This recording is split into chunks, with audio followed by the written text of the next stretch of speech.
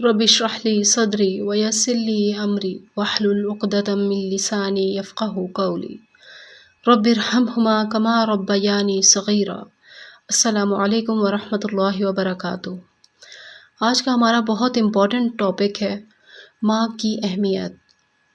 ماں کا درجہ باپ کے مقابلے میں 3 گنا زیادہ ہے۔ ایک شخص آپ صلی اللہ علیہ وسلم کے پاس آیا اور پوچھا میرے اچھے سلوک کا سب سے زیادہ مستحق کون ہے؟ آپ صلی اللہ علیہ وسلم نے فرمایا تمہاری ماں، تمہاری ماں، تمہاری ماں۔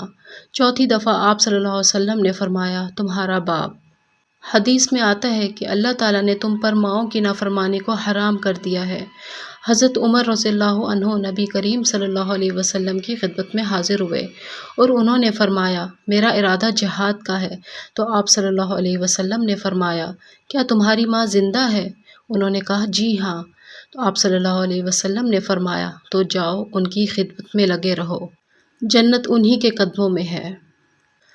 موت کے بعد انسان کی ایک ایسی زندگی شروع ہوگی جو کبھی ختم نہ ہونے والی ہوگی، اور اس کے بعد جنت ہے یا جہنم۔ دنیا میں انسان صرف جنت حاصل کرنے کے لیے آیا ہے، تو کیوں نہ ہم والدین کی خدمت کریں، ان کے ساتھ اچھا سلوک کریں اور جنت حاصل کر لیں۔ جہاد سے بھی افضل والدین کی خدمت کو کہا گیا ہے۔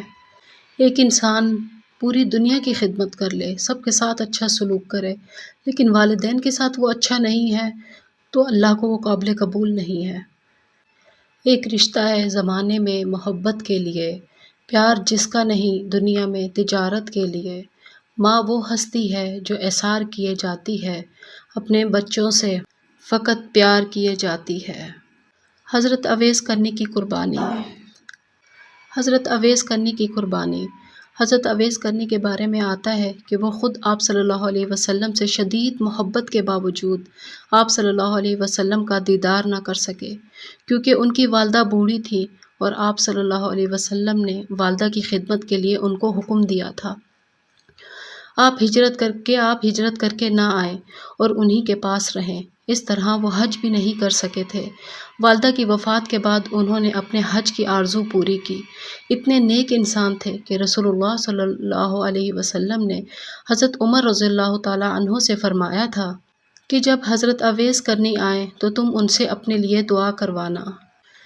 اس واقعے میں ہم سب کو اپنا جائزہ لینے کی ضرورت ہے۔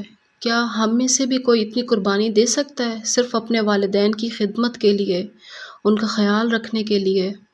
حضرت عائشہ رضی اللہ تعالیٰ عنہا فرماتی ہیں آپ صلی اللہ علیہ وسلم نے فرمایا میں جنت میں داخل ہوا، یعنی آپ صلی اللہ علیہ وسلم خواب کی حالت میں جنت میں داخل ہوئے تو میں نے وہاں قرآن پڑھنے کی آواز سنی۔ میں نے کہا یہ کون ہے جو قرآن پڑھتا ہے؟ فرشتوں نے کہا یہ حارثہ بن نعمان ہے۔ حضور صلی اللہ علیہ وسلم نے فرمایا ماں باپ سے نیکی کرنے کا ثواب اسی طرح ہے۔ حارثہ بن نعمان اپنی والدہ کے ساتھ بہت نیکی کرنے والے تھے۔